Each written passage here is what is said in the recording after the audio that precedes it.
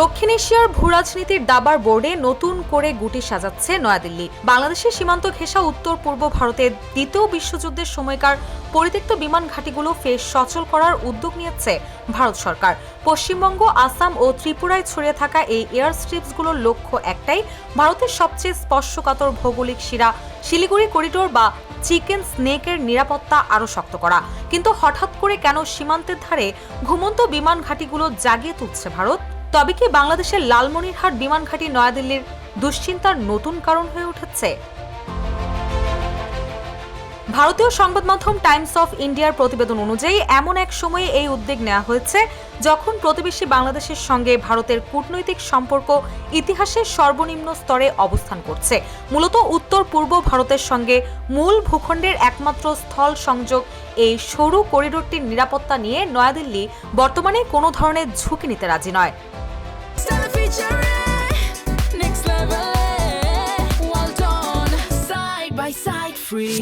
তবে ভারতের এই তৎপরতার পেছনে বাংলাদেশের রংপুর বিভাগের লালমনিরহাট বিমান ঘাঁটি পুনর্নির্মাণের উদ্যোগকে একটি বড় কারণ হিসেবে দেখছেন প্রতিরক্ষা বিশ্লেষকরা। লালমনিরহাট বিমান ঘাঁটিটি ভারতের শিলিগুড়ি করিডোরে খুব কাছাকাছি অবস্থিত হওয়ায় ভারতের সামরিক মহলে উদ্বেগ তৈরি হয়েছে। যদিও বাংলাদেশ সরকার আনুষ্ঠানিকভাবে জানিয়েছে যে এই বিমান ঘাঁটি শুধুমাত্র নিজস্ব জাতীয় প্রয়োজনে ব্যবহৃত হবে, কিন্তু ভারতীয় সূত্রের দাবি অনুযায়ী সীমান্ত এলাকায় যে কোনো আকস্মিক পরিস্থিতি মোকাবেলায় ভারতও তার সামরিক প্রস্তুতি ঢেলে সাজাচ্ছে। এরই মধ্যে পশ্চিমবঙ্গ ও বিহারের সীমান্তবর্তী এলাকাগুলোতে লাচিত বরফুকুন নামে 3টি নতুন সেনাঘাঁটি স্থাপন করা হয়েছে এবং এই 5টি এয়ার স্ট্রিপস সচল করার প্রক্রিয়া সেই সামরিক প্রস্তুতিরই একটি অংশ।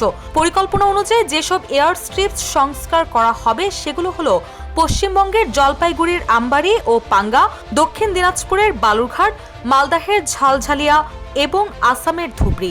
এর আগে কোচবিহার এবং আসামের রূপসী বিমানবন্দর দুটি সফলভাবে সচল করা হয়েছে। এর ফলে বড় ধরনের যুদ্ধ বিমানের অপারেশনের জন্য এগুলো বর্তমানে উপযুক্ত না হলেও সামান্য মেরামতের মাধ্যমে জরুরি পরিস্থিতিতে হেলিকপ্টার বা ছোট সামরিক বিমান নামানোর উপযোগী করে তোলার চেষ্টা চলছে। মূলত সীমান্তের ওপারে ভূরাজনৈতিক পরিবর্তনের প্রেক্ষাপটে ভারত তার উত্তর পূর্বাঞ্চলকে সুরক্ষিত রাখতে এই কৌশলগত প্রতিরক্ষা পরিকাঠামো গড়ায় সর্বোচ্চ গুরুত্ব দিচ্ছে। রুশা সুর, নিউজ ডেস্ক, ইত্তেফাক।